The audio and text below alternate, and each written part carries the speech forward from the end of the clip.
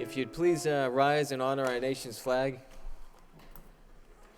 I pledge allegiance to the flag of the United States of America and to the republic for which it stands, one nation, under God, indivisible, with liberty and justice for all. Roll call, please.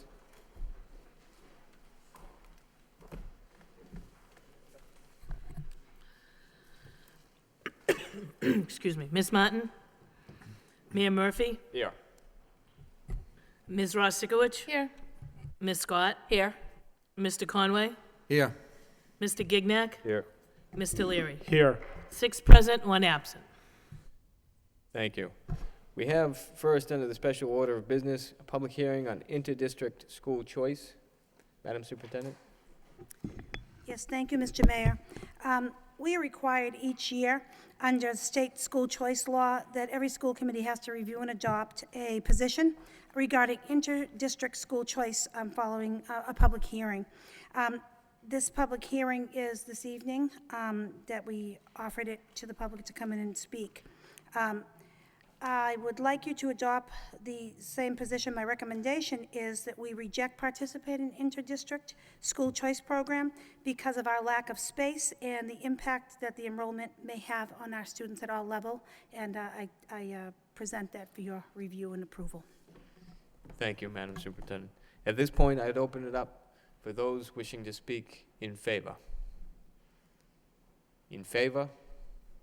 In favor. Seeing none, that portion of the public hearing is closed. I'd open it up for those wishing to speak in opposition.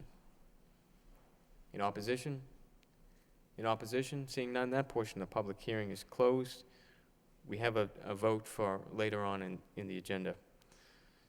Next on our agenda, we have Spotlight on Excellence, the Lowell Project. Madam Superintendent. Yes, thank you, Mr. Mayor.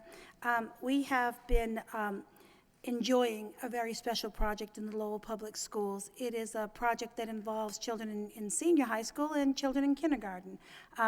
It has been something that has been entertaining and so enjoyable to all. And it's also, as educators and practitioners, help us to always keep in the front of our mind why we get up every day and what a difference public education makes to our most recent children who come to our country, as well as to our youngest students. So I'd like to introduce Ms. Kristen Colon.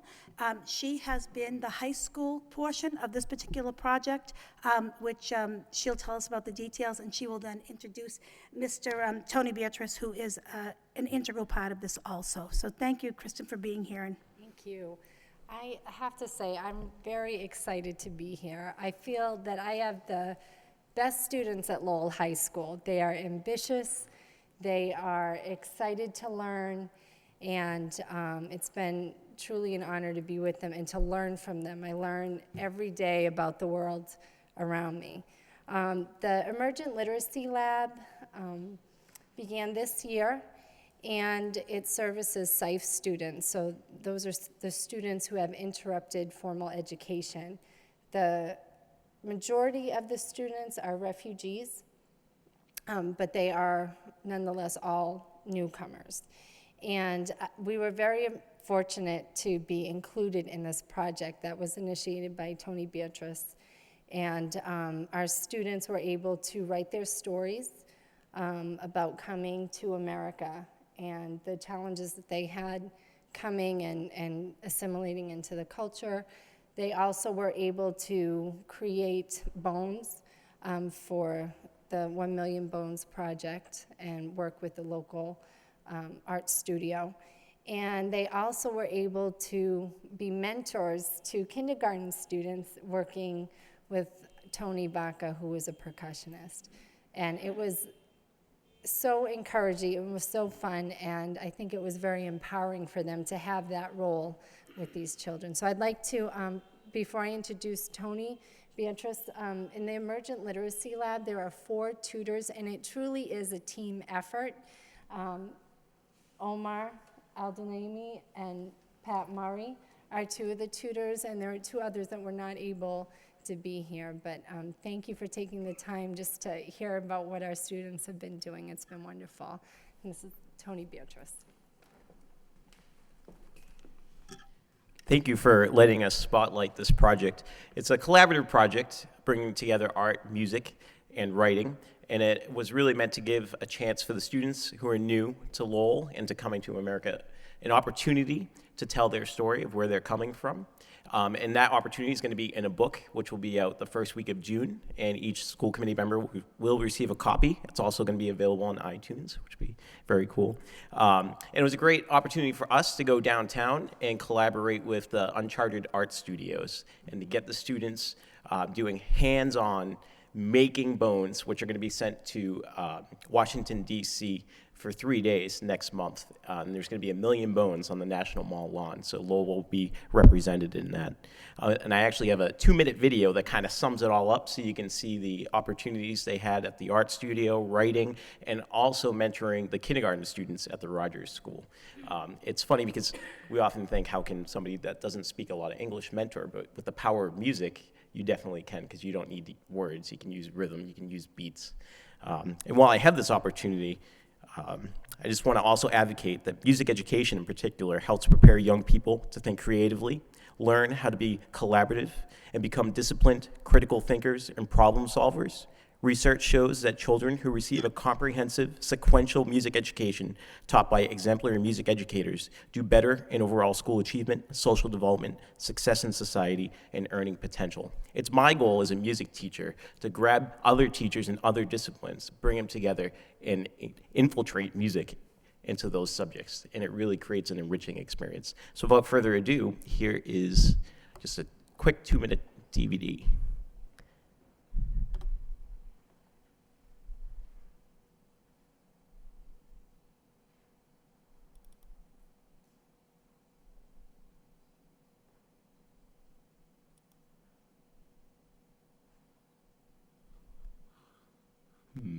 Which is not there anymore. It was in the corner. Mr. Conway, could you help, please? Yeah.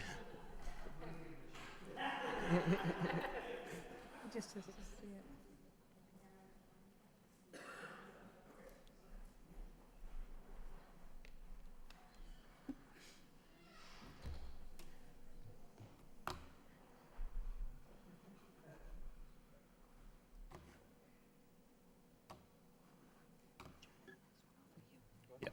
Now the cursor's not working. There we go.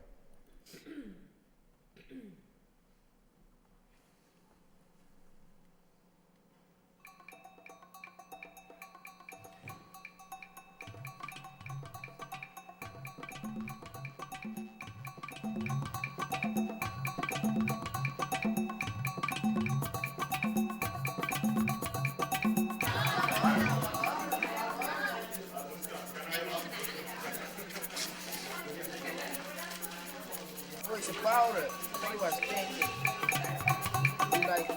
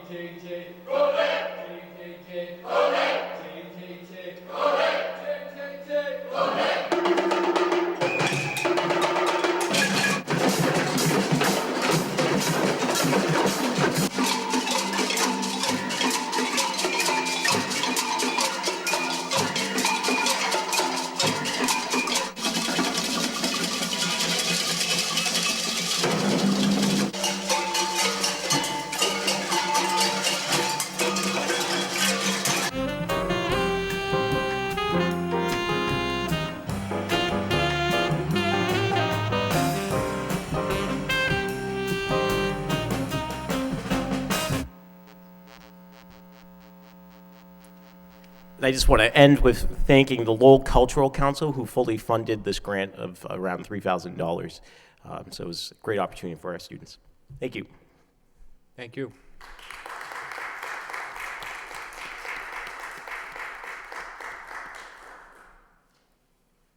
Thank you for your presentation and your work. Next, we have, under special order of business, comprehensive facilities assessment. We have OMR Architects with us here as well. Madam Superintendent? Yes, thank you, Mr. Mayor. As you know, there was an RFP that was issued to conduct a comprehensive facility review for Lowell Public Schools. Mr. Lang and his team were very busy in the process to identify the right team. I'm going to turn this over to Mr. Lang, who knows about the process and this organization. Thank you. A little bit later on the agenda this evening, under the permission to enter, there's a contract request to contract with OMR Architects to perform our comprehensive facilities assessment. Over the last 3 to 4 months or so, it started out in a finance subcommittee and then a facilities subcommittee, and we had a report on the floor to talk about the process that would be involved in having a firm come in, a third-party firm, and really work with our school staff, K through 12, to assess our existing facility conditions, to work with us to take a look at our existing grade level configurations, how we're using buildings. In particular, one of our hopes out of working with the firm would be to help the high school prepare for the NEASC accreditation, which is coming up. Next year is their planning year, and there's a significant amount of work that has to be done with regard to facility size, use, things of that sort. And then the Finance and Facilities Subcommittee has also spent a considerable amount of time talking about just the general condition in our buildings and qualifying us to receive as much MSBA reimbursement, either for larger, newer renovation projects in schools, or even to qualify for some of the green repair projects like we did last summer, and we're going to have a few more taking place this year. So we did issue an RFP about 3 to 4 months ago at this point. It was very well subscribed. We ended up receiving 4 very good proposals from firms to come in and complete this work with us. The screening and interviewing committee met with 3 of the 4 firms. We invited them in for presentations. We reviewed their proposals, and we scored and ranked OMR Architects the highest of the 3 firms.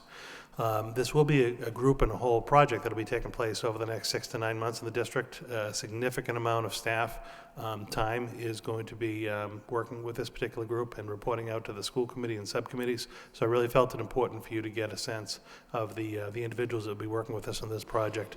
I was very impressed with their presentation when they came in that day, the kind of holistic way they approached Lowell and how they were going to work with us, and thought it would be well before actually embarking on a contract with them for you to meet them and to hear the presentation that they gave us. So without further ado, I would like to introduce 3 of the folks from OMR Architects, Marty Kirch, Gene Roberts, and Dave Harris, and turn it over to them to walk you through their presentation on their proposed work in the district.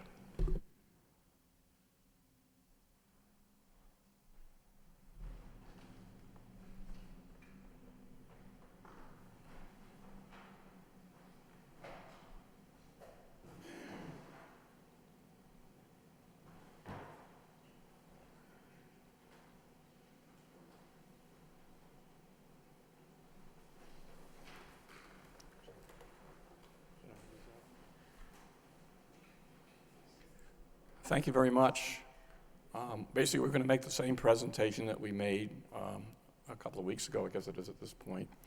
And before we get into the gist of the process that we're going to go, which Gene and David will walk you through, I just wanted to share a few impressions about the schools that we've looked at. This is not, am I not doing this right?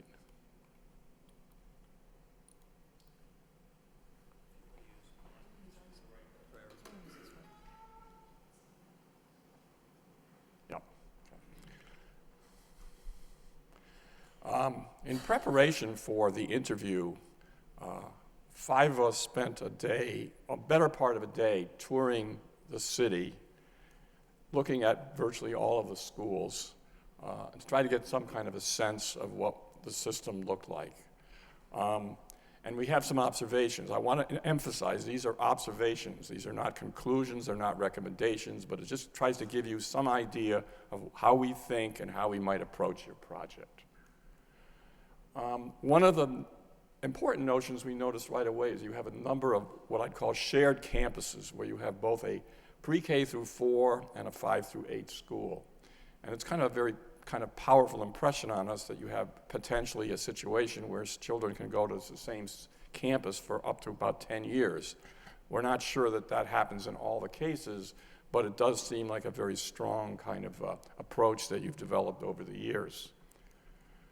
Another thing we noticed that there's a number of schools that you did about 20 years ago. In fact, I remember that period quite well.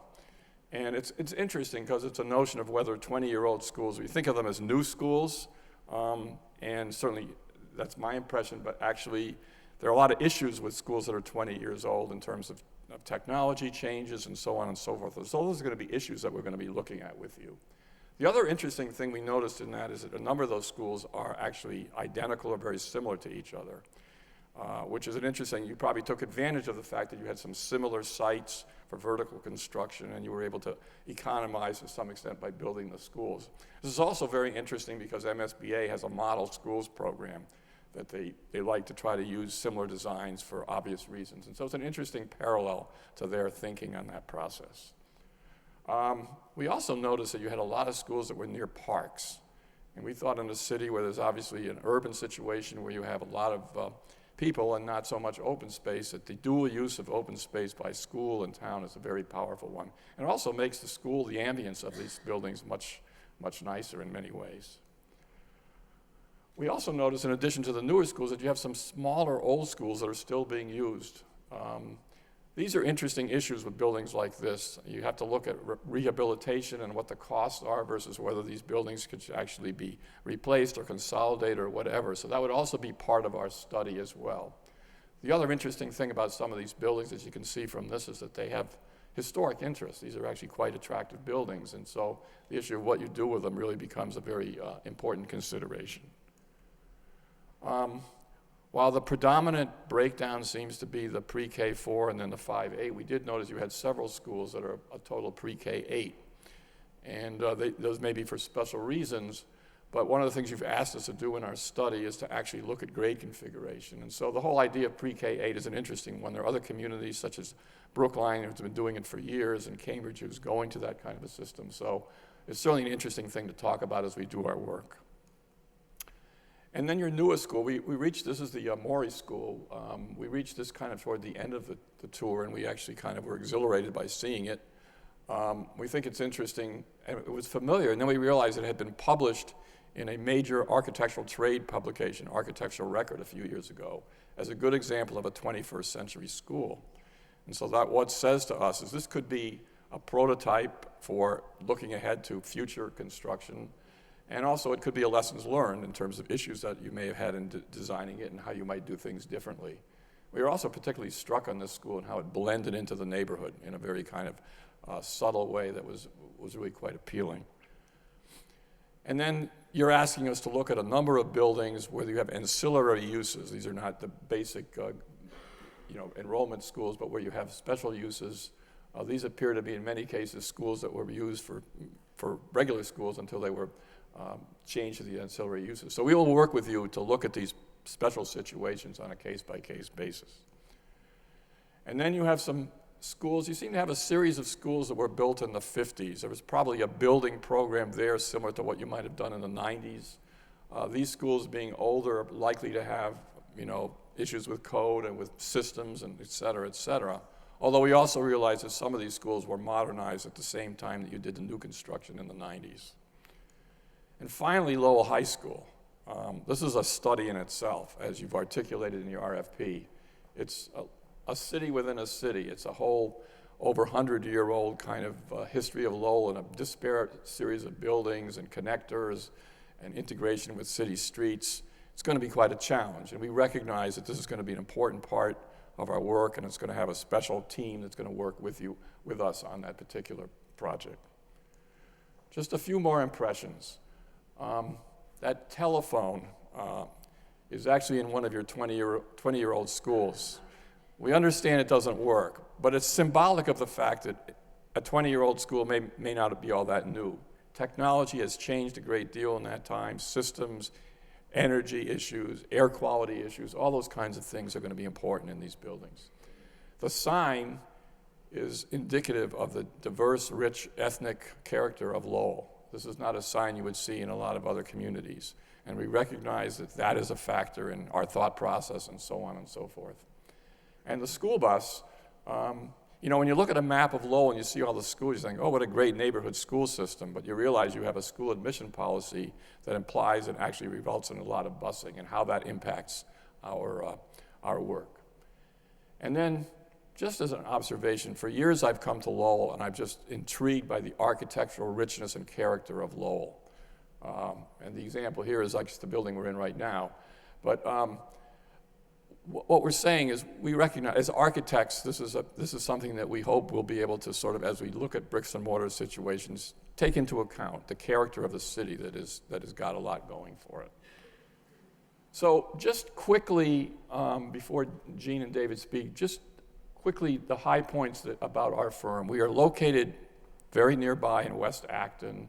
Education work is our prime specialty. We've been doing it for 35 years. We have a committed senior team. We actually had several other people at the interview and our consultants ready to begin work on your project now.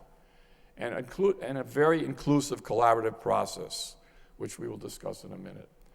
And we have also, as part of that process, a consultant, David Stevens of New Vista Design, who's going to help with what we call visioning workshops.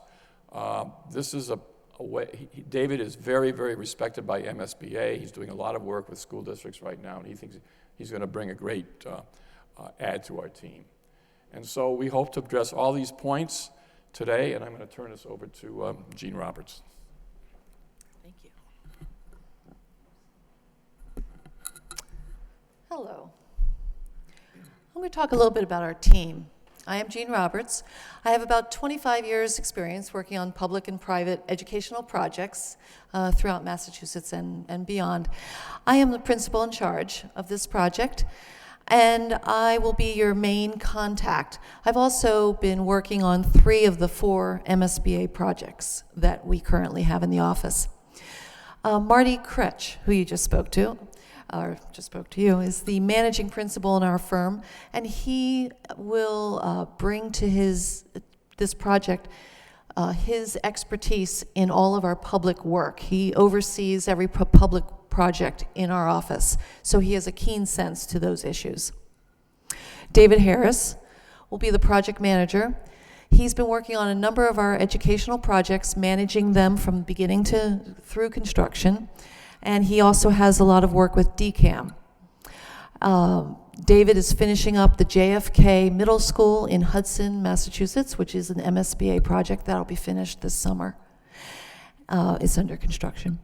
And he will be the liaison between the team members, the consultants, and the design team, and making sure that the project gets done effectively and efficiently. At our last interview, 2 other members from our firm were here. They were Eric Johnson and Chuck Kaler. Both of them are working on the Long Meadow High School project, which is finishing construction in just a couple months. That is also an MSBA project. Chuck has been working for our firm for 26 years and has worked on the majority of our public educational projects. He was also the designer of the Long Meadow High School. And Eric Johnson has been doing the construction administration. In addition, we brought to the last interview 2 other members of our team from our consultants. Bill Hagan, who's a structural engineer from Foley Buell Roberts. He brings many years of experience working with us as well, and he has just finished the city, or had at one time done the City of Boston 128 school comprehensive facilities assessment. So I think he can understand 29 schools. And Carlos de Sousa, principal at Garcia Galusca de Sousa Engineers, is the mechanical, electrical, plumbing, and he has just finished a 30-school project in New Bedford. So our integrated consultant team includes all of those members, and in addition, at the bottom of the chart, which is rather small for all of you, but includes some of our other consultants, which includes Niche Engineering, our civil engineer, CDW Consultants from Hazardous Materials, DG Jones International, our cost estimator, RW Sullivan Engineering, Code, and as Marty mentioned, New Vista Designs, which is our visioning consultant. They have just finished working with the City of Boston, working with the MSBA on a project visioning that for the city, as well as Abington, Massachusetts, and has just finished the Los Angeles Unified School District 27 facilities, and looked at the visioning for reconfiguring that whole program. So he is ready for working with Lowell. I just wanted to touch briefly on our philosophy. We have a number of items shown up here, traits, qualities that manifest themselves from our philosophy. And they're all centered around, centered around process, design, and benefits. The benefits to you as the owner of the building, to the students and the teachers who will be in the buildings. And so those you'll see throughout our project as we work with you. Also, the stakeholders. We very much understand that communication and transparency is important to all the stakeholders in Lowell, and so we will work with you and them to be sure that we meet a shared vision and which meets your project objectives. Now I just want to touch on our relevant experience. We've been working on educational projects for well over 30 years. And this is a list of all of our school systems that we've worked with. The orange ones are signify the public work. We've also done a number of feasibility studies for cities such as Peabody, Methuen, and Newburyport, as well as the towns of Somerset and Acton. And we've been working in cities for years. Other cities include Cambridge, Mass, and Fall River, Mass, as well as Albany, New York. And our experience with MSBA. I touched on the Longmeadow High School project, which the new building opened up just 2 months ago, and the renovation will be finished in a few months. David's JFK Middle School in Hudson will be finished in a few months, and the Concord-Carlisle Regional High School just broke ground about 2 months ago. The other project is the Lincoln, Massachusetts K-8 school, which went through design. OMR Architects is also known for sustainability and planning. We begin every project really getting an understanding for natural daylight on your project site, as well as natural ventilation. And it's important to all of our projects to have a compact plan and efficiency in the design. We've known for years that natural daylight into your schools increases the performance of the students.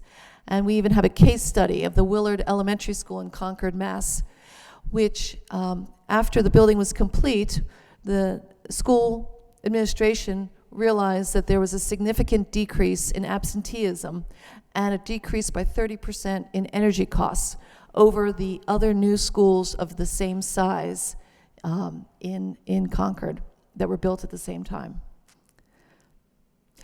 I'm going to hand this over now to David for a few slides.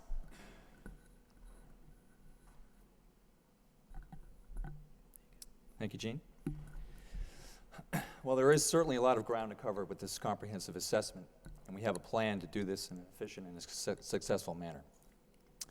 This is just showing the overall major tasks and the major milestone dates that were based on the RFP. Now, in order to tackle all 29 schools, we will have a number of teams where we'll be breaking down the schools and assigning a certain number to each team. This particular example that we're showing here, we're showing 3 teams. Teams B and C would receive roughly 14 schools each to cover the majority of the schools, while in this case, Team A will again focus on the Lowell High School and also include the Green School. The team that does the high school will also focus on the separate Lowell High School report that we'll be providing. Now this goes into a little more detail about the overall process and talks about what we call simultaneous scheduling. We will have 2 groups working concurrently side by side towards the initial phases of the project. One group will be focusing on the visioning, the programming, the community meetings, working on the organizational diagrams, and then leading up to the conceptual master plan options. While the other group is focusing on the existing conditions, facilities, assessments, working on cost estimates of the various plans, and working on the capital plan as well. Now, during these concurrent periods, both teams are obviously coordinating with themselves, talking back and forth, so that we're going through in a coordinated fashion, and that we have consistent information across all schools. Both groups therefore come together towards the end to assemble the draft report and also to assist in preparing for the presentations. Now, in addition to the big picture stuff, we obviously have to focus in on all the minutia and all the sub-activities that are necessary to accomplish the major tasks. So we will develop a very detailed project work plan for the entire project. This particular example was based on phases 1 and 2 from the RFP, and again breaks down each major task, plus all the supporting activities needed for those tasks. We assign start and end dates for those activities, assign responsible parties, and this is a great tool to make sure that the plan is actually making logical sense, and we keep track of it and mark our progress against it so that we can maintain progress against the schedule. And with regards to deliverables, we've just summarized what was included in the RFP here, but we'd really like to focus on the 3 major pieces that will result from this entire effort. So it's really your bound report that will be the primary deliverable. Obviously, it could contain a full record of all the project process, the history, the results, and of course it'll be user-friendly and well organized, so that it'll continue to serve as a resource for you in the coming years. We'll also be assisting you with preparing for presentations to the school committee, to various community local boards as well, in order to get consensus and keep everybody plugged in. And of course, preparing is helping you prepare for the SOIs in order to position Lowell in the best possible position to get full MSBA reimbursement for the selected projects. And with that, I'm going to turn it back over to Jean, who's going to go into further details in the process.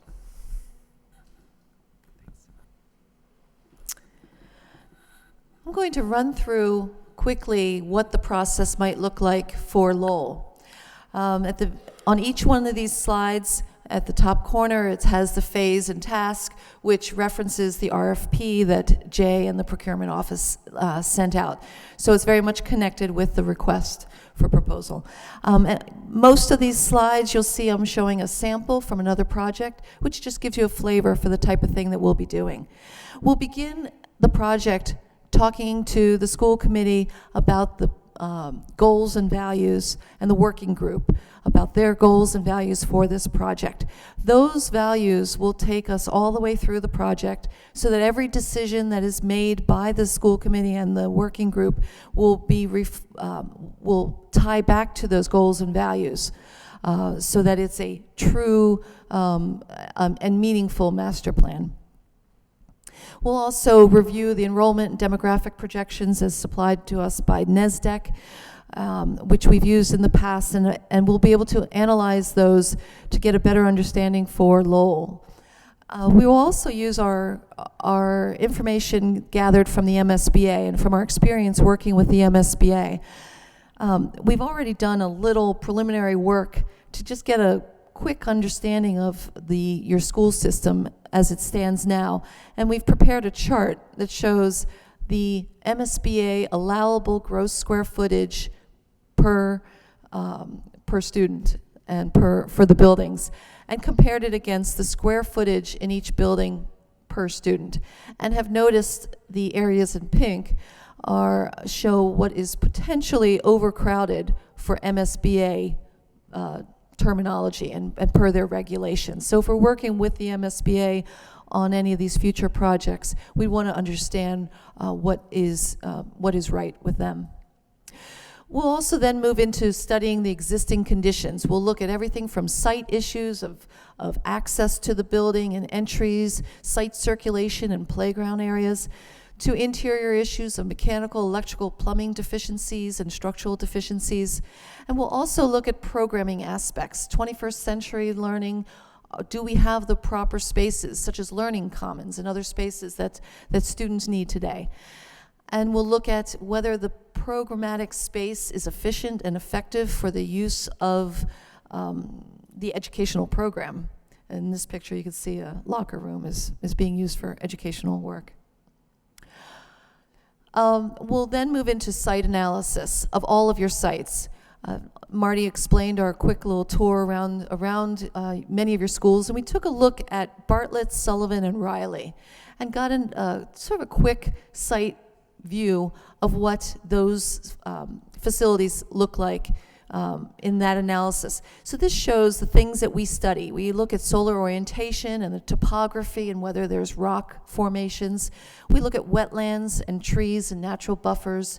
We look at the adjacencies to your neighbors, commercial and residential, and site views and site circulation and security on campus. We'll also at the same time be doing visioning workshops. And we've been talking about possibly 3 workshops. Maybe they might be integrated a bit. But in these workshops, we'll work with you to determine what aspects you want to have a better visioning view of. The first workshop might be 21st century learning and best practices. What are the best practices out there being used today across the country? The next workshop might start to focus on guiding principles that are very particular to the city of Lowell and what you need for your students in all of your buildings. And then if we have a third workshop, it might talk about blue sky ideas, the no holds barred, what is sort of out of the box thinking that we really want to bring to Lowell. So that's where the visioning will come in. As many of you know, 21st century learning has come a long way since the 3 R's. And now we are into the 4 C's, which are critical thinking, communication, collaboration, and creativity. It's all about preparing the students for their future life skills and career skills, and just really being able to be out in the real world once they leave school. So we begin with those learning environments and creating the right learning environment for the students to really prosper when they get out of school. 21st century education is seen in experiential and hands-on learning assignments. It's STEM programming for science, technology, engineering, and math. It's about providing fabrication labs and applied learning centers, which we've done at Concord Carlisle and Longmeadow high schools. It's about providing spaces for collaboration, flexible spaces for large groups and small groups to work together, for teachers to have opportunities to plan across interdisciplinary functions, and places for interactiveness. And it's about finding the right technology for your school system so that all the students have equal opportunities and bigger opportunities than you currently have. And all that can be seen in the visioning workshops. These are some examples of our visioning workshops we've done in the past, where it's really brainstorming for large groups and small groups of people that you've chosen to be a part of these workshops. We'll take all this information that we've gathered, put it into spreadsheets, prepare space programs where we'll compare your existing programs to what your proposed program might be, and we'll compare it against the MSBA guidelines so that you're not overextending yourself in square footage. And then we'll prepare option diagrams for each one of your schools. We'll look at possibly repair options, to renovation and addition options, small and large additions, to new schools, possibly, or even closing some schools or combining the resources in your schools. And then we'll, together with the committee, evaluate each one of those options so that you can choose the best option for Lowell. We'll evaluate possibly how long it takes for construction, to order of magnitude cost estimates. And in this chart is a matrix that compares against your goals and values. So those goals and values get woven into the whole process to be sure that you are doing exactly what you said you wanted to do. We'll do a 10-year capital improvement maintenance plan. And finally, we'll pull it all together into your preferred option master plan, which will take in all of those items that we've just talked about and put it into one document. And then, as David said, we'll work with you on the statement of interest to be sure that we can prepare the best project for an MSBA partnership and set out a timeline for that to be successful. So, working together, OMR Architects will create an integrated vision for a unified school district which brings common learning opportunities for all your students. We'll provide multiple options to find the best value for your dollar, and we'll help you work with the MSBA to find that strong partnership with Lowell and the MSBA so that we're looking at future planning opportunities that are a strong direction for you. Thank you. Thank you very much for being here and making that presentation. Any further to add, Madam Superintendent? No, just ask if there are any questions the committee may have to ask consultants. Any discussion on the presentation? Just Mr. Leary. first, thank you very much for making the presentation. I think it's obviously a lot to digest this evening, but I appreciate the effort that our staff put into it. I think the going through this process is something that we should be doing, and beginning to think in terms of where our goals meet, where that facility needs should be. And I think we may not get everything we want, obviously, but having that information so we can begin to pull in the entire community is a worthwhile goal. So I thank you for the process and thank you for the presentation tonight. Thank you. It's a motion to accept and place on file, so moved by Mr. Gignac, seconded by Mr. Ross Sikowicz. All those in favor signify by saying aye. Opposed? So voted. Next, we have under minutes, approval of the minutes of the regularly scheduled meeting of Wednesday, May 1st, 2013. Motion to accept and place on file by Mr. Conway, seconded by Mr. Ross Sikowicz. Ms. Ross Sikowicz, all those in favor signify by saying aye. Opposed? So voted. Next, we have permission to enter. Permission to enter for May 15th, 2013. Madam Superintendent. Thank you, Mr. Mayor. To the Merrimack Special Education Collaborative, in the amount of $623,094, to amend the existing contracts to provide for additional out-of-district tuition costs for 16 students enrolled in receiving services as outlined in their special education IEP, funding provided by the school department FY13 budget special education tuition account. To Dr. Franklin Perkins School for $8,760 to provide for the out-of-district tuition costs for one student enrolled in receiving services as outlined in the special education IEP, funding provided by the school department FY13 budget special education account. To the City of Everett, the amount of $35,985 to provide round-trip transportation for one special education student from Everett, Mass. to New England Pediatrics in Billerica, Mass.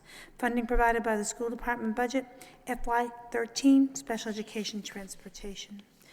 To OMR Architects Incorporated, in the amount of $300,000 to provide comprehensive facilities assessment of all Lowell Public Schools facilities, funding provided by City Capital School Construction Projects.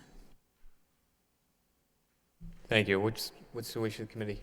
Ms. Rosikowicz? I just had a quick question with regard to the payment to the city of Everett. Is that, just for our own edification, I mean, obviously, is it an Everett family? Do they live there? I mean, what's the story?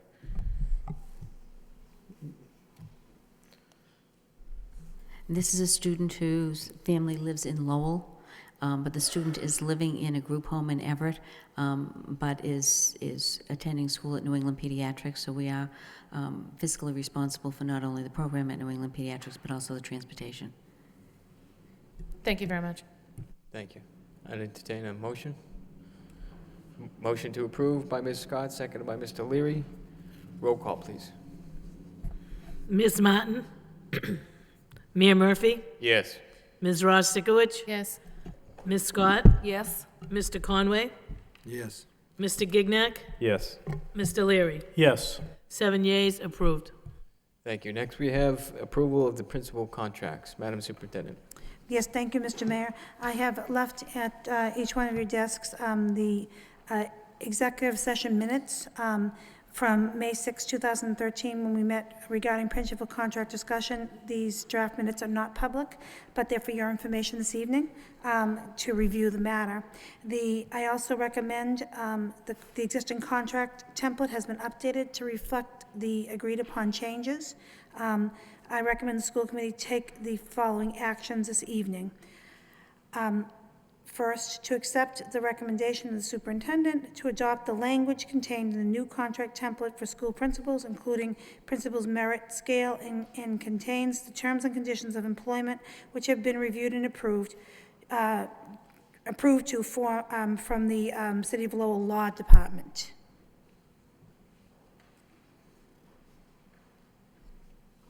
Entertain a motion. Motion to approve by Ms. Martin, seconded by Mr. Conway. Roll call, please. Ms. Martin? Yes. Mayor Murphy? Yes. Ms. Rostikowicz? Yes. Ms. Scott? Present. Mr. Conway? No. Mr. Gignac? Yes. Mr. Leary? Yes. 5 yeas, 1 no, 1 present. Passes. Madam Superintendent? Yes, thank you. To accept the recommendation, my recommendation to adopt the updated salary schedule to be used to establish initial salary compensation level for new principals within the Lowell Public School District, a copy of which is attached. What's the wish of the committee? Motion to approve by Mr. Leary, seconded by Mr. Gignac. Any discussion? Roll call, please. Excuse me, Mr. Conway. Yeah, would you read that again, please? The packet seems to be, there's a lot of stuff that seems to be lacking here, so could you read that motion again? The motion would be to accept the recommendation of the superintendent to adopt the updated salary schedule to be used to establish the initial salary compensation level for new school principals within the Lowell Public School District, a copy of which is attached to the packet which has been passed out. Madam Superintendent? Yes, Mr. Mayor, it's the last page. Patch,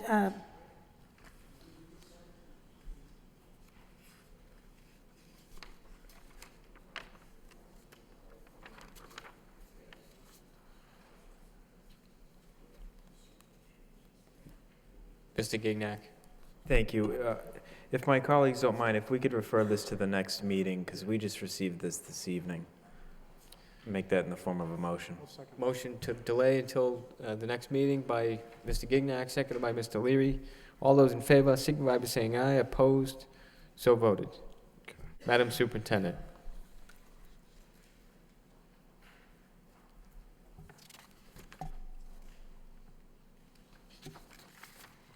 so we're referring to this agreement to the next meeting. Okay, we'll do so. Right, the second part will be referred to the next meeting. Thank you.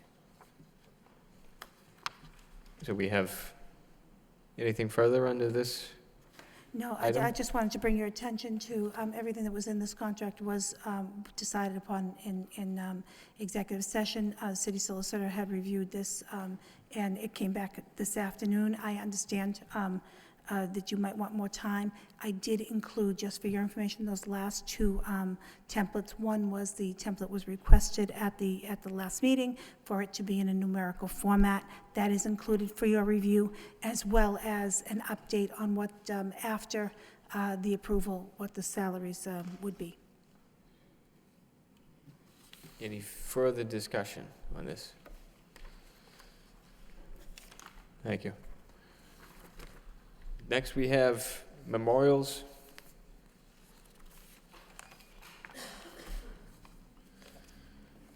Edith M.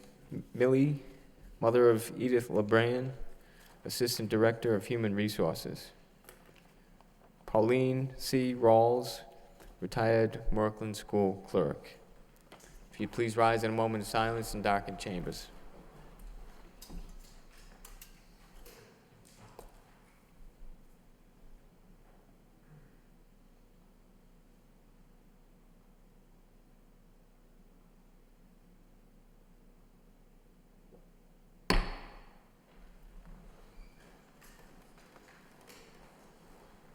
May they rest in peace. The first motion of the night we have by Mr. David Conway to ask the superintendent to develop a system and procedure that will ensure the consistency and regular payment of stipends to our coaches. Seconded by Mr. Leary. Mr. Conway. Thank you, Mr. Mayor. Actually, I'm kind of embarrassed to put this motion on. It's been, I think I've been on the school committee now for 5 years, and it seems as though it's like almost every year there seems to be some kind of a problem here with payment to the coaches. Now, first of all, it's very difficult to get good coaches, and when we get them, I think we want to keep them. And yet, I would think that in this day and age, it would be very simple to figure out how to pay them on a consistent basis. I think anybody sitting here, if we work, we want to get paid at the end of the week or the end of every 2 weeks or at the end of the month. And I think that certainly the coaches deserve the same. And when you talk about this year after year after year, I've gone to see Mr. Lang a number of times. And, you know, he's been helpful, but there's always been some kind of an issue, some kind of a problem. And, you know, to be quite frank with you, it almost becomes a yearly thing that I have to go in there and talk about coaches' stipends, which is ridiculous. I mean, we're not talking about a lot of money here. I think that anybody that understands what coaching is all about will certainly know it's really an act of love, and because people enjoy that sport. And yet, why can't they be paid on a consistent basis? I mean, that's something that should be very simple with the technology today. Now, if we don't have the right people that can push the right buttons today, then we need to make some changes, as far as I'm concerned. Because I think that, and I know it might sound like a small thing to some people, but obviously, when you get this year after year, there's some kind of an issue, whether it's in spring or it's in winter and fall, some kind of a problem, then, and it's pretty consistent, then you know that there's an issue and it has to be fixed. And I don't see that as a major problem. I mean, it's, again, all I want this thing is to be worked out. I don't want to hear from coaches again that they're not being paid when they're supposed to be paid. Because I'll tell you, anybody sitting here, if all of a sudden Friday comes up and the money's not in the bank, bet your life, I'm sure somebody would be upset about it. And if this was done in the business world, year after year, you know as well as I do, somebody's head would be on the block, and they wouldn't allow it. So I would appreciate it, Madam Superintendent, and I'm not saying it's you, but I really would appreciate this being taken care of so we don't have to do this and repeat this year after year. Thank you.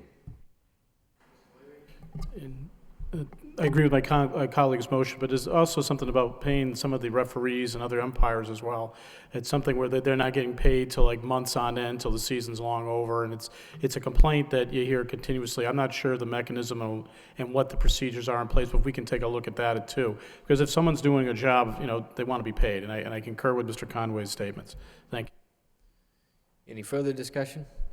All those in favor of the motion as amended, signify by saying aye. Opposed? So voted. Next, we have subcommittee reports. Report and approval of the minutes of the meeting of Thursday, May 2nd, 2013 for the policy subcommittee. Ms. Scott. Thank you, Mr. Mayor. There was a scheduled policy meeting on Thursday, May 2nd. We did not have a quorum for the meeting, and the meeting will be rescheduled shortly. Thank you. Thank you. Next, we have the Personnel Subcommittee report and approval of the minutes of the meeting of Thursday, May 2nd, 2013. Ms. Martin, did you hold your meeting? Pardon me? Did you hold your meeting? Yes, we actually we held our meeting, which unfortunately will mean a much longer report tonight. The Personnel Subcommittee did meet on Thursday, May 2nd. We had 3 topics for discussion and presentation that evening. First was a presentation on the status of our current implementation of the new teacher evaluation protocol here in the city. At our request, and I appreciate the administration making this happen. We had 6 of our district principals attended the meeting with us, so that we really could ask them directly what exactly, how they felt about the process, how confident they were, and so that they could really tell us what was needed to ensure that this was going to be a successful implementation here in the district. I think the key thing, and for my colleagues who were there, I suspect you'll probably agree with me, the key message that we got from the principals, again, who are the administrators who are responsible for implementing this across our district, they really, I think, gave us an extremely strong message that the one thing, the single most important aspect of making this implementation go smoothly, making this evaluation process be kind of spread throughout our district in an effective way that really allows us to get the greatest impact from what is going to be a hugely labor-intensive endeavor. The one thing they need is the professional development time with their teaching staff. I will say I asked the question about 5 different ways, trying to get different answers, but unfortunately they gave me the same answer no matter how I asked the question.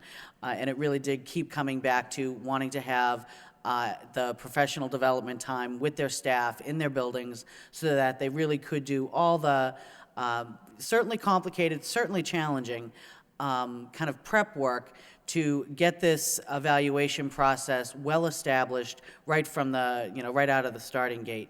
The timing of this, I think, was unfortunate because the night before this meeting, we had voted to reduce the amount of professional development time that was going to be provided in the district for our upcoming school year. Again, timing being everything, and I would defer. My sense was that my colleague was willing to ask for reconsideration on the calendar, and that would just require her to make a motion, is my understanding. Here during our report, she could do that. Make a motion to request reconsideration for our vote last meeting on the school calendar. She voted in the affirmative so that she'd be able to ask for reconsideration. Yes, thank Madam you. Superintendent? Thank you, Ms. Martin. Upon looking into the whole reconsideration piece, at this particular juncture, and I've spoken to Ms. Scott, at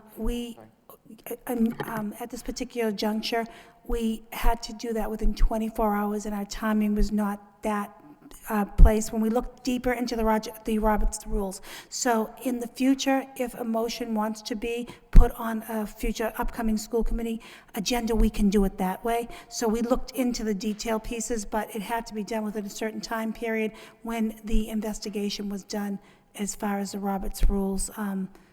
That's what we learned to do. Ms. Martin? I think that's fine. My only thing would be where, as part of our agenda tonight, we did have the topic of the principals looking for appropriate and necessary time to work with staff. Would that not give us the opportunity to make a motion on that specifically, if it was included in the minutes and distributed? I don't want to cause a Robert's Rules of Order breakdown, because I know the secretary will have a heart attack if we do that. Twice in a week? What is your suggestion? Is it time sensitive that we make this decision tonight? Madam Superintendent?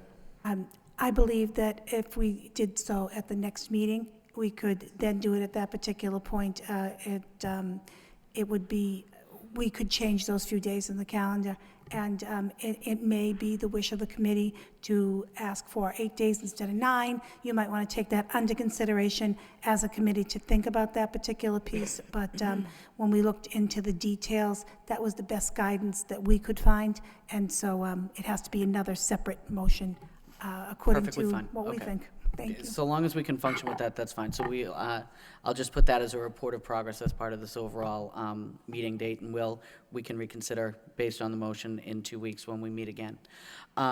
Second topic was the goal-setting workshop. We did talk briefly about it. I don't know if the superintendent had anything to add on that. This was about the school committee offering their recommendations to you. I don't know.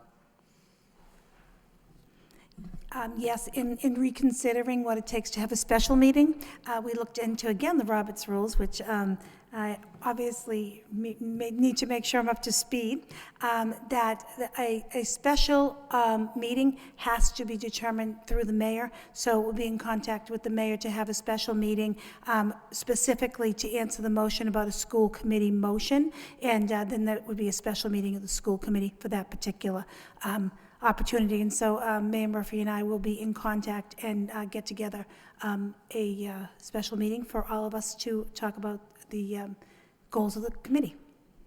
I suspect it will be an extra special meeting, I can't wait. and we'll all be looking forward to it. Final topic that we discussed at the Personnel Subcommittee was the current hiring policies here in the district. This was a response to a motion by my colleague, Mr. Conway. Included in the packets for everyone's review is the overall hiring policy. I think the key things that we discussed were we made three motions were made to recommend to the full committee changes to that policy. I'd put them out all together in the hopes that the committee will be able to approve them all at once.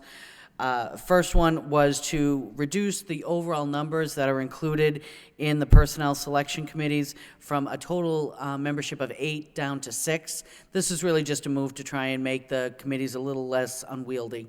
And basically what we did was in the past, we've had 3 mandatory areas that needed to be represented: expert providers, a higher ed representative, and a community representative. What we decided was that of those 3 options, at least one will need to be present, but not all 3. So that was just a way to streamline as we populate those many different selection committees. The second motion that was made and approved by the subcommittee was to provide the superintendent with the ability, when necessary, to some flexibility with populating those personnel selection committees. The reality being that, particularly during the summer months, it can be very challenging to get every one of those spots filled with an appropriate individual, so that in extreme cases, the superintendent would have the discretion to move forward with a smaller committee if necessary. And then the final motion that was recommended by the subcommittee to our full committee would be that we see the distinction of using the full personnel selection committee protocol is appropriate, certainly for principals. Listed here specifically is the Director of Special Education, but that level of position, but that assistant principals should be using the more streamlined site-based interviewing committee, which are generally run by the principals. So that, again, it offers more flexibility to the principals as they're going through that process, and they're not as kind of hamstrung to have to meet certain criteria, and it'll allow us, hopefully, to streamline this process and get through our interviewing and to the important selection process for all of these positions as they come up in our district. I would make a motion to approve all 3 of these changes to the existing hiring policy. Motion to approve by Ms. Martin, seconded by Ms. Roth-Sikowicz. On the motion, Mr. Conway. Thank you. I personally don't agree with the fact of going from 8 down to, I believe it was, is it 6? Is it 6? Yeah. I don't think that information is in the packet either. Well, it's in the minutes of the meeting. Thank you. The problem that I see is, I believe it goes back into the 80s, where there was a group of individuals that were put together to take a look at the way people were hired. And I believe there was somebody from the university, somebody from Harvard University, and I think that Senator Tsongas had something to do with this policy too. And it was a group of individuals that got together, and they realized that they needed to pick the best person for the jobs. And in order to do that, they wanted all the stakeholders to be involved in the selection process. And you know, it's funny, when we asked for help from all these stakeholders, we don't hesitate. We call the university and ask for help. We call Middlesex and ask for help. We ask help from the business community, and all of a sudden now we're streamlining it. Now, when we talk about it's difficult to get these people to serve on the committees, I think the last two assistant superintendents, as far as I'm concerned, never had any trouble getting individuals to serve on the committees. You know, I inquired, I mean, since we're talking about this subject, you know, I think that what we need is consistency. And I know that I've received a lot of complaints from people that they weren't happy with the hiring process. And I'm not going to get into the specific details because I think that, again, it could get a little messy. But the fact is, when I went and asked the head of HR, when do we have a selection committee? And he told me that when we interview for principals and citywide directors. I said, okay. I said, let me ask you a question. Why wasn't there a citywide group or selection committee held out in the open for a director of technology? He hesitated and he said, I don't know.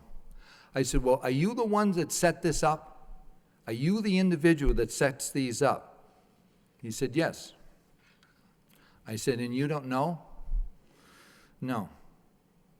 I said, well, who set this one up?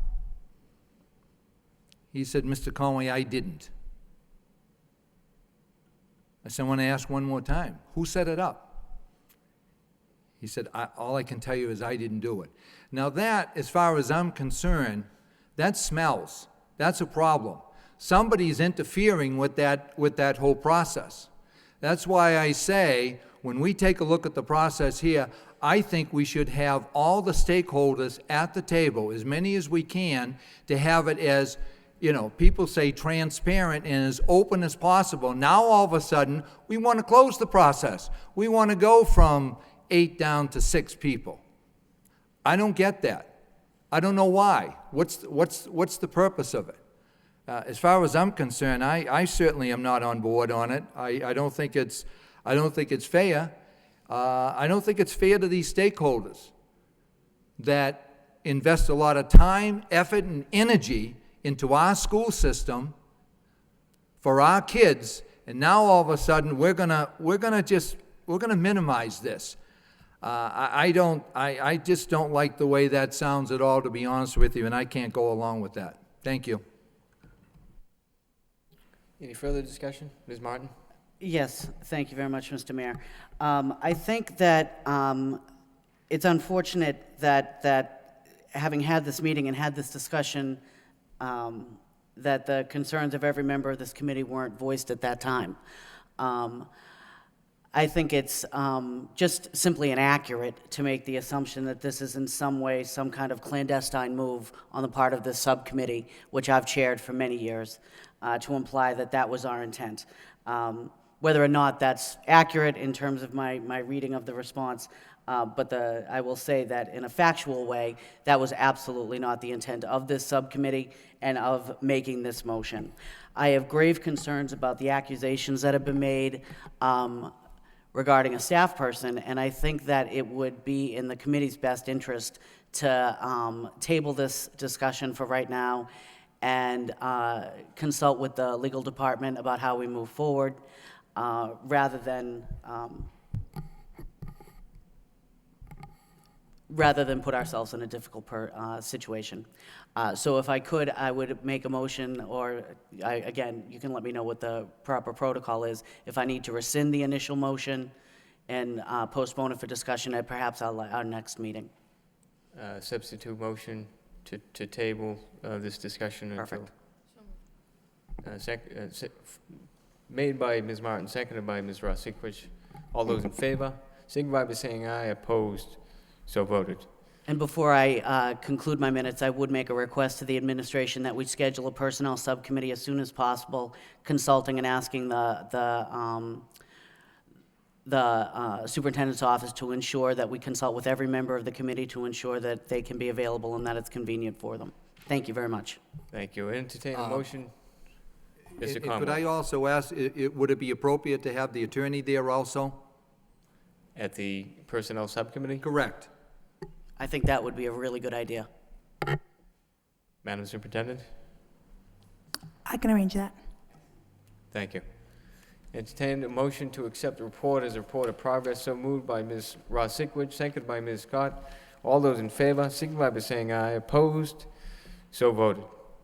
Next, we have the Student Support Services Subcommittee report and approval of minutes of the meeting of Monday, May 13th, 2013. Ms. Ross Sikowicz. Thank you, Mr. Mayor. So our meeting occurred on Monday, May 13th, and those present were myself and Committeeman Robert Gignac, as well as committee members Connie Martin and Kim Scott.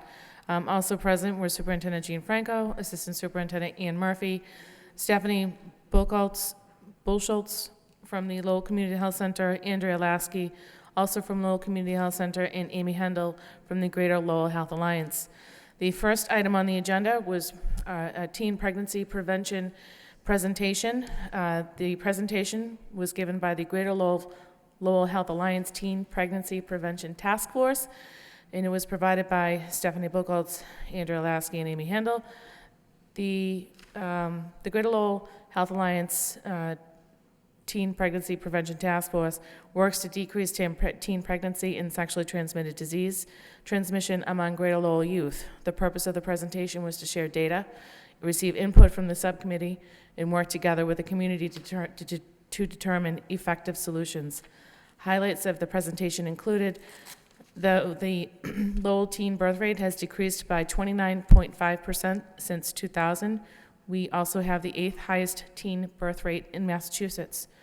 The Communities That Care Youth Survey indicates that adolescents are at higher risk for sexually transmitted diseases and that 40% of sexually active students do not use contraceptives. Sexually active students are more likely to report substance abuse than non-sexually active students. A parent survey of 206 respondents indicated that 88% of those parents surveyed believe that teen pregnancy in Lowell is a big problem. 80% of the surveyed parents also believe that sexually active teens having access to birth control or condoms is a very good thing.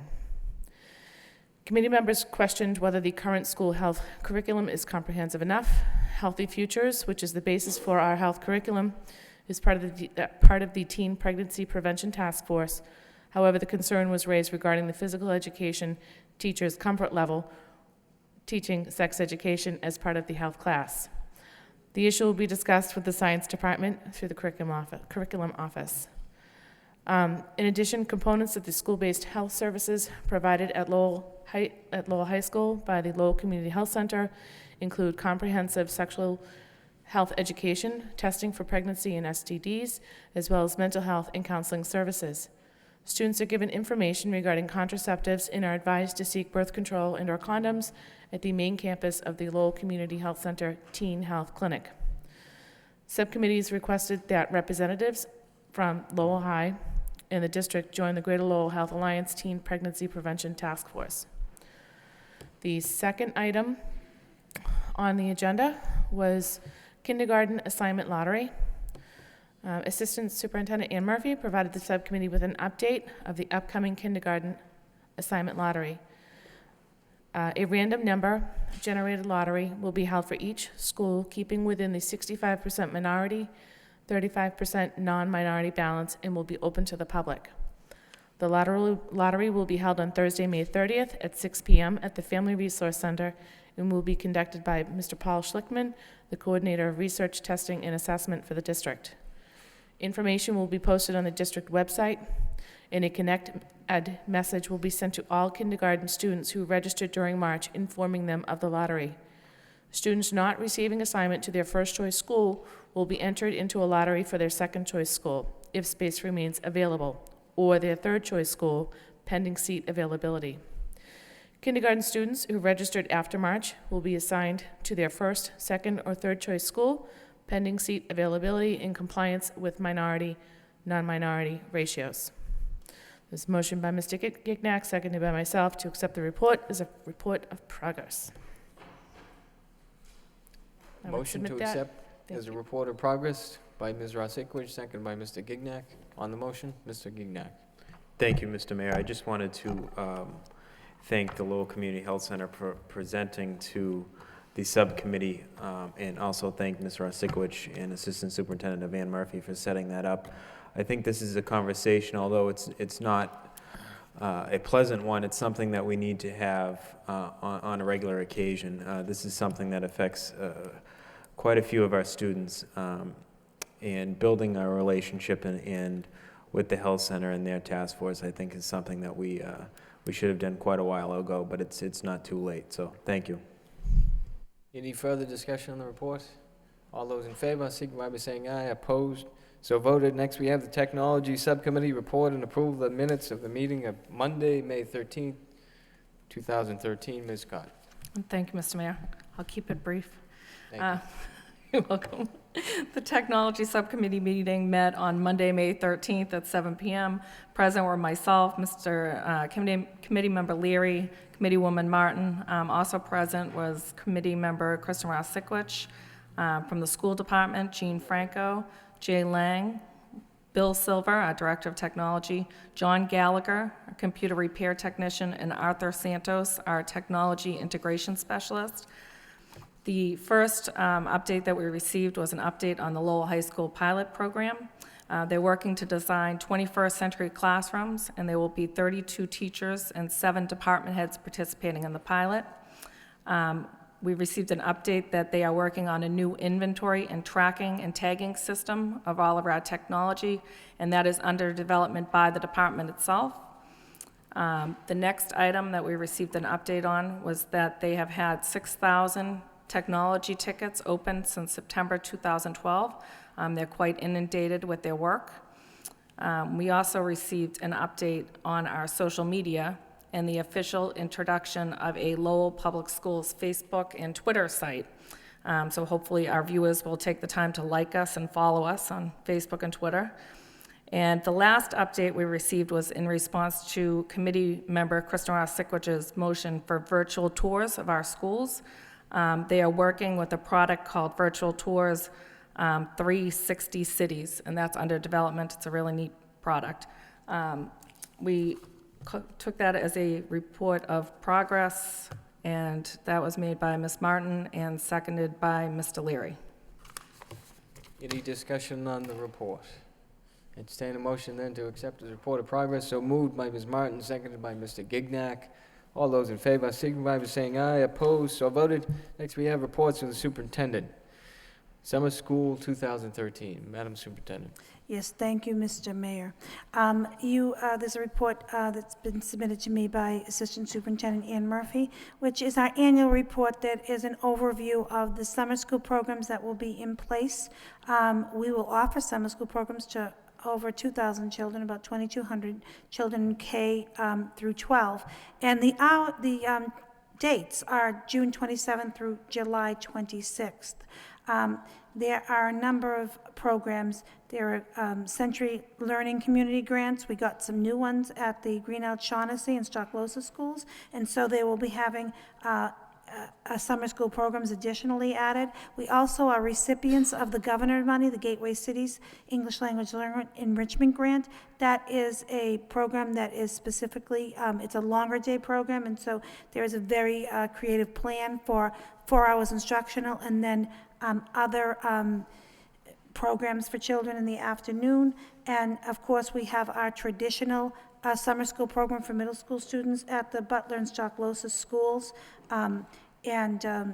Camp Invention by Dow Chemical will be running, as well as our design camp and the Lowell High School programs. I will ask Mrs. Murphy if you have any questions. The second page really is an overview of all the programs that will be ongoing.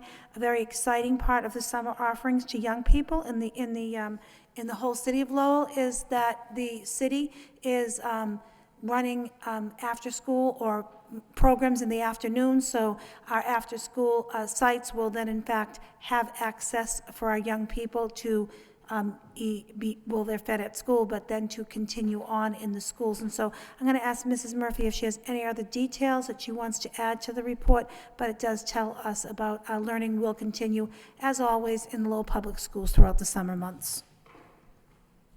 The only other piece I would add is that we've been working very closely with the City of Lowell Recreation Department so that the Recreation Department will have park instructors at the school sites that we have summer school. So when the kids, it will continue the program beyond the 1:30 for those extended day programs at the Butler and the Stocklosa. And for the other school sites where the school programs will say end at 12 o'clock, they will be park instructors there to work with the kids through the rest of the afternoon for those parents who want their children to participate in that program. So we've really tried to extend the day for our students so that they will be in the academic program in the morning.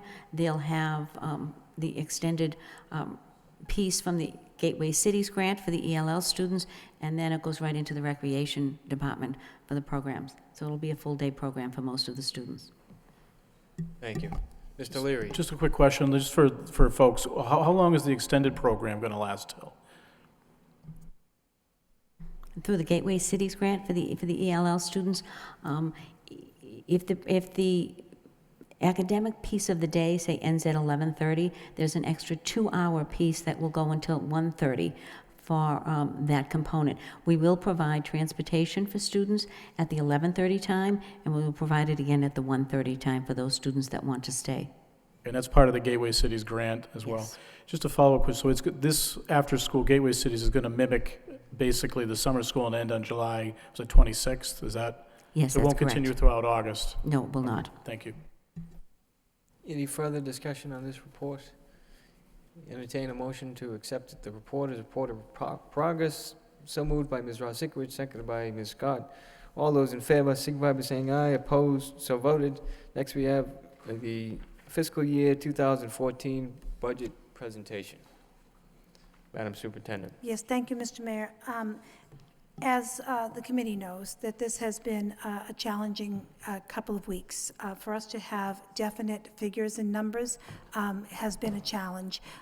There was a budget that was released, a governor's budget, of course, early on that had one figure. We did get a figure from the House, and just a few hours ago, the Senate budget was released. And so to put this into context, usually this is the meeting where we just look at all the budget figures overall, but we have had a kind of a dilemma, as Mr. Lang is going to talk about. We want to get the committee aware, as well as the community at large, what we are up against and what has to be decided before we get into the general figures. So I'm going to turn it over to Mr. Lang because he knows this automatically, and he's our best source right now. So I'll turn it over to Mr. Lang. Thank you. I'm going to actually just walk you through a brief PowerPoint presentation. It just shows you some of the slides. This is the information, the most current information that we have that we're working on, just to give you a sense of the volatility between the three versions of the different budget that's out there. As the superintendent indicated, one of the significant issues that we're having is the variation between the governor's budget, which came out at the end of January, the House budget, which came out at the end of April, and then the Senate budget, which just came out earlier today. It was released earlier this afternoon. We haven't been able to delve into it to find out exactly what's happening with the different levels of funding. So the most we really have to go on right now is the governor's and the House's budget. The biggest issue between the governor and the House's budget, it's the impact on the required local spending that comes out of the different Chapter 70 formulas that is affected, and also it appears the foundation budget is different, although I haven't seen it written up in the House budget. Just based on the numbers, there has to be a different equation that they're using to do that. Just Monday, actually, the finance office from the DOE issued a kind of an advisory that they're not going to be able to make any further adjustments to the cherry sheets that would be posted by the Department of Revenue or any of the school foundation aid or Chapter 70 calculations until there is either a joint resolution from the House and the Senate as to what the budget will be, or the actual budget is passed. So we really at this point have to go on the best information that we have, which honestly is limited at this time. A couple of overviews and differences I just want to point out that we're taking a look at. In the governor's budget, the governor proposes increasing Chapter 70 aid from $4.1 billion to $4.3 billion statewide.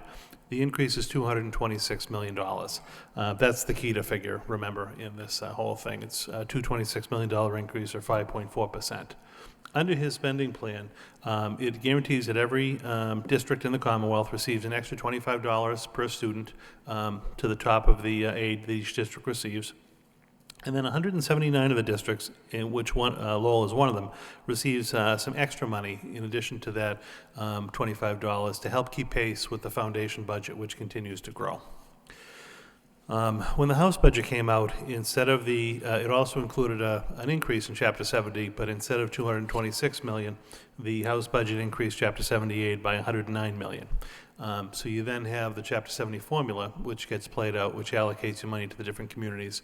Obviously, each community would be allocated less, but that's also where there's some fluctuation with, I believe, what the foundation budget calculation is, because we go down a little further than I would have anticipated if they kept the same foundation budget in the governor's. But the House budget as well, each district does at least receive that extra $25 per student. So in both budgets, we're receiving the extra $25. That would account for some of the increase that we're going to see, but it's that gap between the House budget and the governor's budget that's really in play at this point. Again, the only thing we know is the Senate budget, when that came out earlier today, they provide a $130 million increase to Chapter 78 for all districts. Again, we don't know exactly how that's going to play out for Lowell, but $130 million is more than the $109 from the House, yet less than $226 from the governor. There is a notation of the budget that the difference between the Senate and the House budget is the extra money in Chapter 70 is targeted towards school districts that are below the foundation funding level, which again, we would be one, but I do not know at this point what our extra money would be until the calculation. I missed a slide. Until the calculation is resolved. The biggest variable between the governor, just to try to understand what's going on between the governor's budget and the House budget that came out, the governor's budget reduced the required minimum local contribution for municipalities that exceeded effort completely, and the House is basically phasing this in. The governor also increased the contributions to communities below effort, which would be one of us, more aggressively than the House did. Again, it's all formula driven, but that is the big difference between the two budgets. The governor's obviously being more aggressive, trying to close the gap, and the House is spreading the resources to communities, even communities that are already at or above the minimum contributions. What we really rely heavily on are a couple of things. Obviously, the required local contribution, which is in a state of flux. On a positive, both the, again, governor's and House budgets included an increase for Chapter 70. The governor's budget increased Chapter 70 by $4.5 million. The House budget increased Chapter 70 by $3.3 million. Oops, I missed a slide there. But the difference between the two, I'm not doing too good tonight here with my slides, I'm sorry. The difference between the two budgets, the House and the governor's, is a $1.3 million swing either way. So that's really kind of what's in play at this point. However, it's still significant in the discussions. What I found interesting, and again, this is the foundation budget, which was released as part of the governor's proposal. This has not been updated, so that's why I don't have a firm number from when the House came out.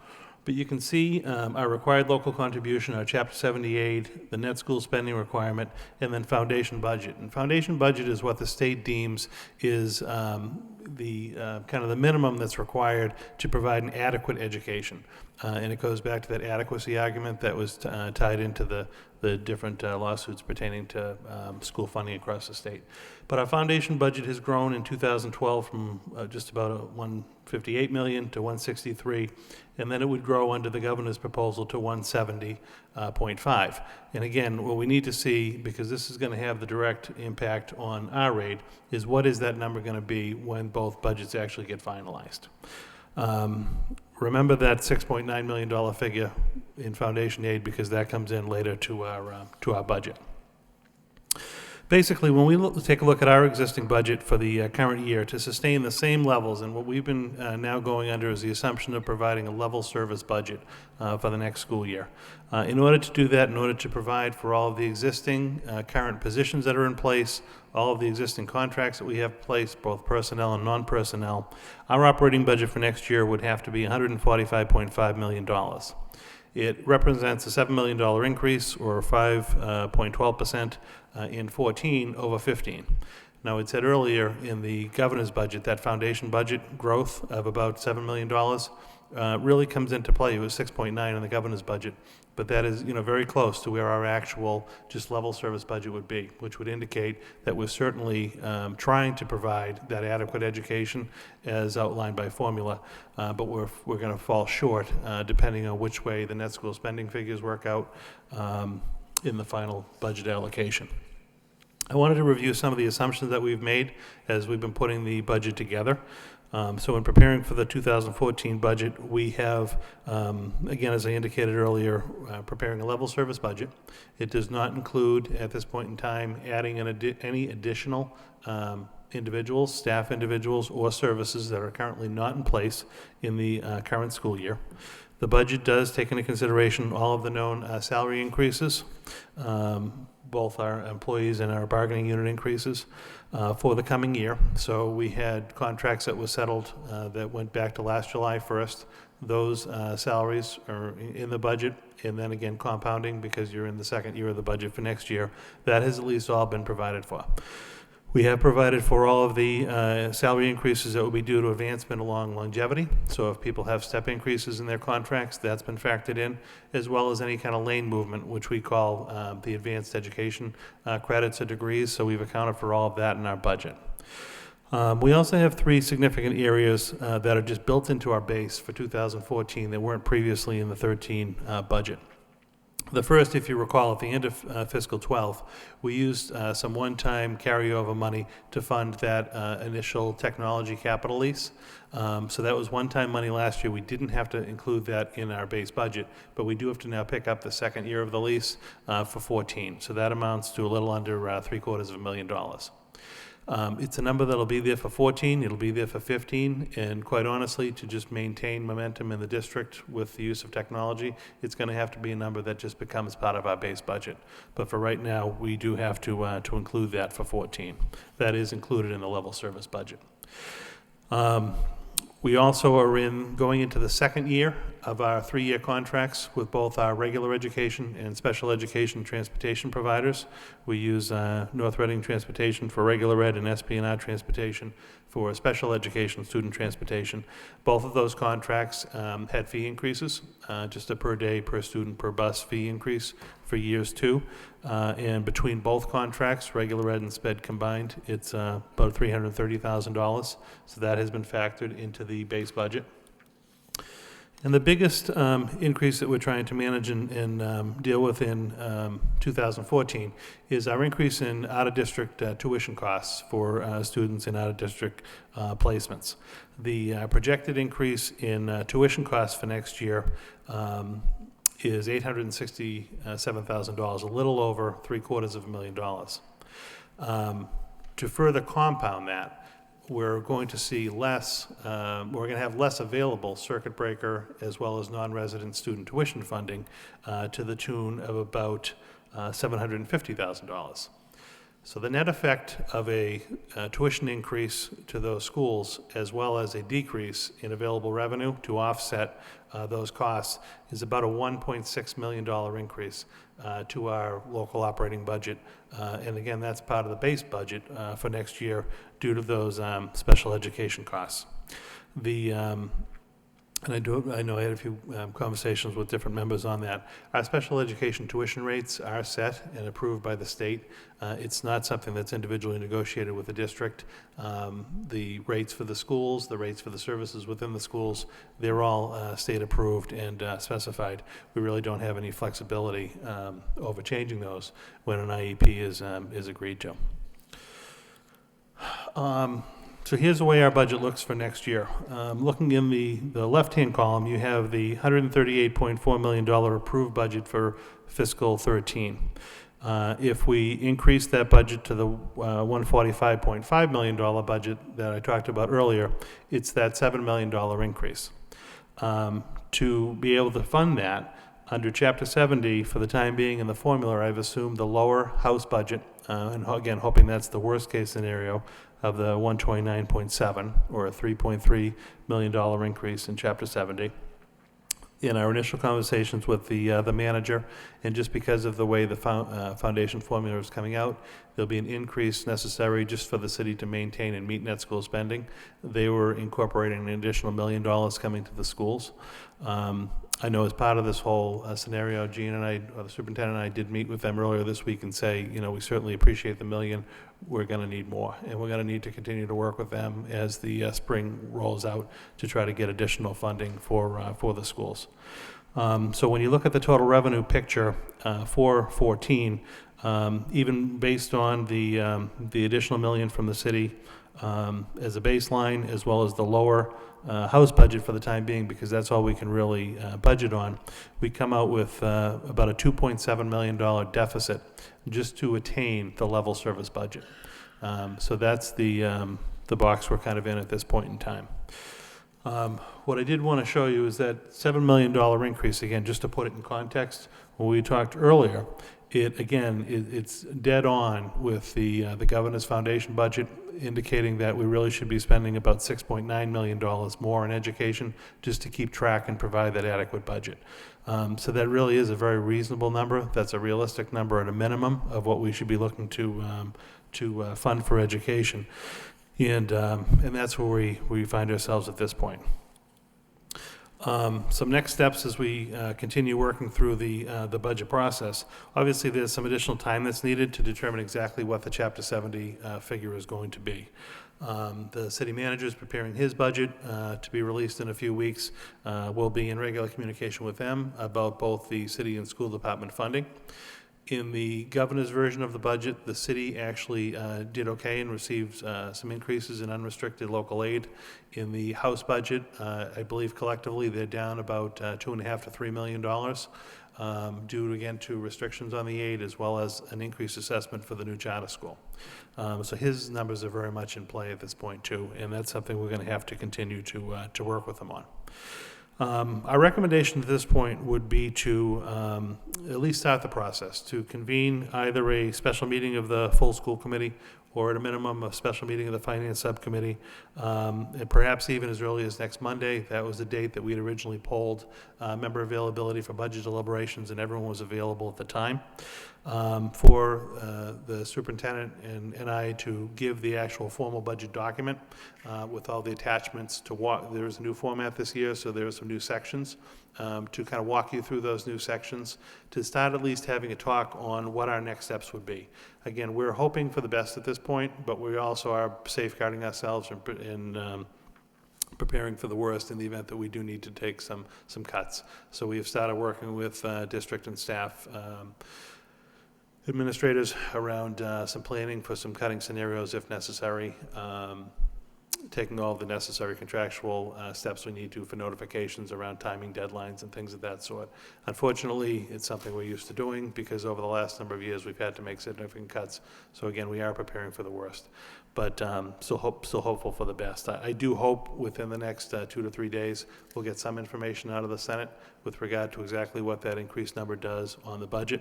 But I think a good opportunity would be to schedule that meeting, have us officially convey the budget to you, and at least start looking at the level service budget and making some modifications or discussions from there as we try to wait for the next week or two until we get a better handle on where the state funding is going to be. Thank you. Thank you. Mr. Leary and then Mr. Conway. First, thank you. I think we should have the meeting on Monday, obviously, to begin having discussions, but I also think we should be taking a look at some of the areas that we're increasing and be prepared to have a dialogue regarding the special ed increases. I mean, I think the $1.6 million, I know from dialogue that I've had with various folks throughout the state that we're looking at, a lot of these vendors have 5% increases right off the bat, which is approved by the state and frankly is astounding that anybody can get a 5% increase when the funding for circuit breaker goes down, I mean, almost $735,000. The two don't mesh. There's obviously a significant disconnect between the people that are approving 5% increases and then discounting circuit breaker funds, which I'm sure are happening across the board. I'm not sure if there's anything can be done about it by this budget season, but I think one could recognize that this year that trend will continue going forward. Again, 5% increases for vendors while you're making decreases in circuit breaker is obviously a disconnect somewhere along the process. I know, Madam Superintendent, I spoke with you yesterday. You did have a discussion with Senator Donahue, and we're waiting for updated numbers, which will hopefully change this variance in a positive fashion. But I think we do need to have this dialogue that we've unfortunately have had for multiple years since I've been on the school committee. Some of the plans that we put on the shelf in terms of looking at zone schools and what have you, that has to come off that shelf a little quicker than we thought. Unlikely that that's going to happen in this challenge, but one again can opine that these issues are going to resurface in the next coming years, especially with the impact of charter schools and the impact that the city side is going to be faced to pay additional funds into that charter school. This is only going to become more challenging, and we have to continue to be creative. We can't just say we're going to get up-team sums of money from the state. If you do a quick calculation, we're already getting 89 to 90% of our funding from the state. So we also need to sit down with the city and really take a look at the numbers in terms of how can you run a well-balanced school system when you have close to 90% of your funding coming from outside sources. That's a significant amount. You become, pick an adjective, we become basically beggars in hand. That's a lot of money. We have to find some way to start reducing that trend to become a little bit, even if it's a percentage point or two, more self-sufficient. I don't think it's time to be running scared and throwing flags either. We've done intelligently over the past few years. This is not something news we want to hear. I'm somewhat, not optimistic is the wrong word, but I have some confidence that that variance will be driven down just by the Senate numbers and having conversations with them. But I think we need to be proactive in terms of how we're going to make these adjustments while providing a high quality of education.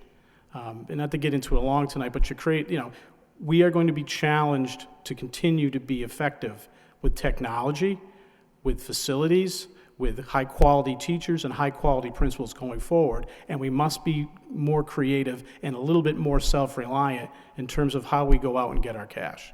Thank you. Mr. Conway? Thank you, Mr. Mayor. Through you, Mr. Mayor, to Mr. Lang. The last year, I mean, we see an increase now of out-of-school district costs for this year. And did you say it's about 2.7%? Is it 2.7 million? Is it additional dollars? For the out-of-district tuition? Yes. No, it's a. 67,000. Let me grab my number. 867,000. Yeah, 867. Oh, okay. All right. Now, last year, what was the number of students last year that we had out of school district? I don't know the head count off the top of my head. Okay. I mean, when we saw this number, and obviously the way we factor our budget, and we can get into these discussions more next week when I lay it out for you. The trend has certainly been starting this year as far as those costs starting to go up.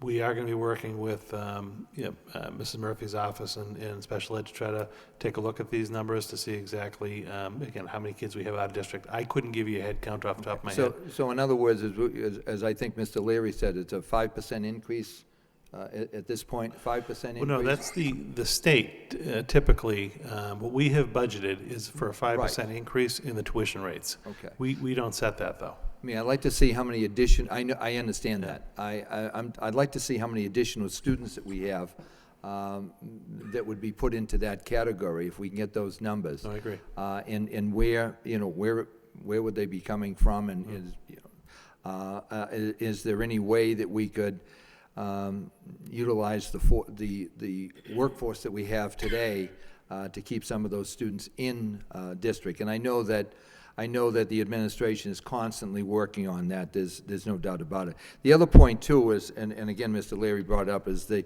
city contribution. I think if you take a look over the years, the city contribution has gone down, and, you know, we are depending certainly on the state and the federal in order to meet our needs and our educational obligation. And I think that every year that I have been here, there's always a problem with the budget on the state side. It seems as though it changes sometimes on a daily basis. So it's very, very difficult, and I understand it's not like a corporation where it's a little bit more firm on how much money you have coming in. This year, you know, with the municipality, the school system, you wake up one morning, you're getting X amount of dollars. 2 days later, you find out that you're getting $2.3 million less, and you have to all of a sudden adjust your costs. I hope it's not like that this year, because again, I'm sure it's very hectic for everyone to do the planning. Are we looking at with the Senate proposal as a potential positive, or is this something that might be even more negative, more devastating for us? Do you have any idea on that, without obviously giving us numbers? I mean, that's... Right. The numbers we really won't know for a couple of days. The Senate budget is certainly positive as opposed to negative. It's only going up from the House budget at this point. It seems like the House budget is going to be the low end, so it can only get better from there. Okay. And the other thing, too, is there was a rumor around, I don't know whether it's true or not, that have we started to send out pink slips? We do, well, pink slips, we do have to notify staff, and certain staff have different deadlines. May 15th today is a deadline to notify teachers if they potentially do not have a guaranteed position for the following school year. So have we sent, did we send out? We did have to notify a number of teachers to safeguard ourselves, because after today, you're committed to the person for the fall. How many pink slips did we have? And obviously, that doesn't necessarily mean that those people aren't going to be coming back. I realize we're covering the law, but... I don't have the exact number. I'm going to say 20 to 25. Oh, okay. All right. Thank you. Any further discussion on this report? Entertain then, Mr. Gignac? Thank you, Mr. Mayor. Just to keep in mind, I think the budget that was released today is the Senate House Ways and Means Committee, and it wasn't the actual full Senate's budget, correct? Yeah, to be honest, I have trouble keeping track of them at this point. It still has to go to the full body. Right. So, it could go up or down from there as well. Right. Ms. Rosikowicz? I just had one quick question. So on Monday, when we meet, are we going to have enrollment numbers? Yeah, part of the actual, and again, I'm at a little bit of a loss because of the way we're laying this out. Included in the budget book this time, I actually have kind of done an analysis on our student enrollment district-wide, and I actually, as an appendix to the budget, I have the NASDAQ student enrollment projection. It's about 60 pages long. It's a good document, but I tried to call out the important stuff into the budget overview. But yes, that will all be part of the budget document. Any further discussion? Entertain a motion to accept the report as a report of progress. So moved by Ms. Rosikowicz, seconded by Mr. Gignac. All those in favor, signify by saying aye. Opposed, so voted. Next report, a response to Mr. David Conway's motion of March 20th, 2013 regarding confidentiality in the hiring process. Madam Superintendent. Yes, Mr. Mayor, I request to defer this particular report to the next meeting. For more information, I just want to know the city details on how they do a certain amount of the hiring. So I request for it to be deferred to the next meeting if possible. Mr. Conway? Make a motion. Motion to delay by Mr. Conway, seconded by Mr. Leary. All those in favor, signify by saying aye. Opposed, so voted. Next, we have the personnel report. Madam Superintendent. Thank you, Mr. Mayor. You have in front of you the monthly report of resignations, retirements, and new hires for your review. Any discussion? Ms. Martin. Thank you very much, Mr. Mayor. I just wanted to, it's a tiny issue, but as you go through the listing for our new assistant superintendent for student support services should have a P, the code for promoted, so that we can indicate it's a promotion from within, just so we're keeping accurate track of how we work with our internal staff and help them make their way through the district to higher and higher levels of responsibility. Thank you. Any further discussion? Entertain a motion to accept the report of progress. So moved by Ms. Scott, seconded by Ms. Martin. All those in favor signify by saying aye. Opposed? So voted. Next we have under new business a vote on inter-district choice, the school choice program that we opened up for a public hearing earlier. What's the wish of the committee?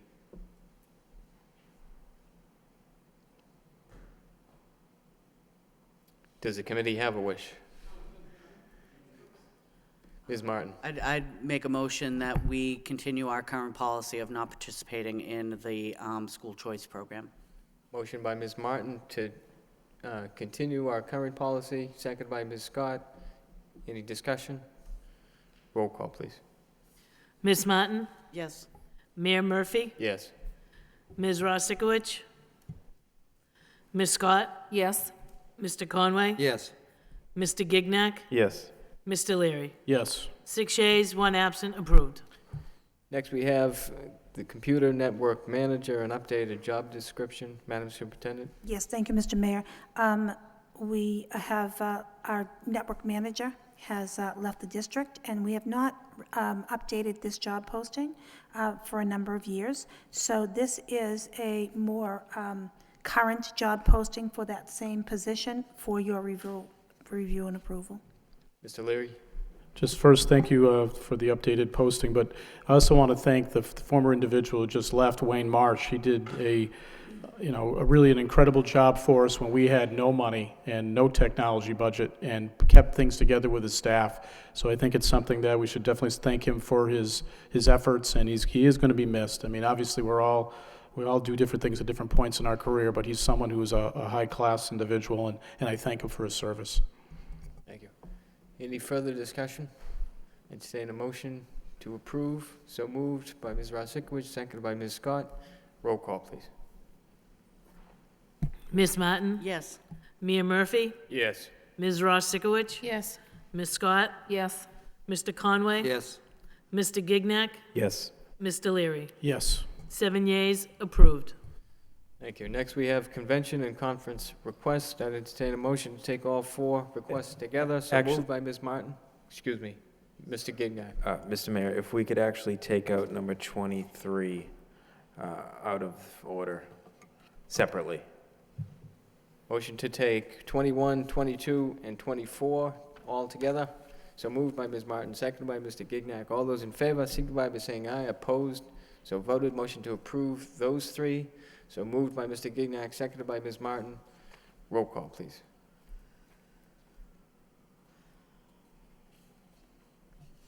Ms. Martin? Yes. Mayor Murphy? Yes. Ms. Rosikowicz? Yes. Ms. Scott? Yes. Mr. Conway? Yes. Mr. Gignac? Yes. Mr. Leary? Yes. 7 yeas, approved. Next, we have a conference request.